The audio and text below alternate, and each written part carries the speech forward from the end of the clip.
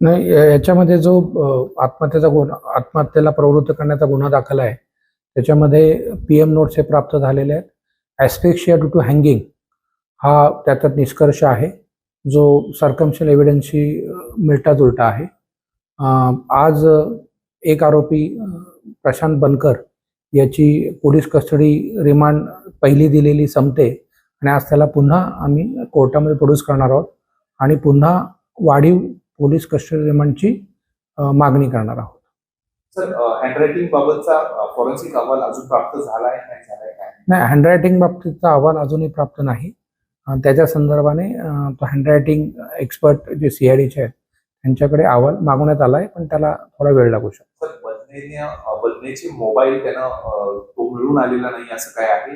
कारण तशी माहिती आम्हाला इनपुट्स मिळत आहे. तपासात बदनेचा मोबाईल मिळवणे हे एक तपासाचा मुख्य उद्देश आहे.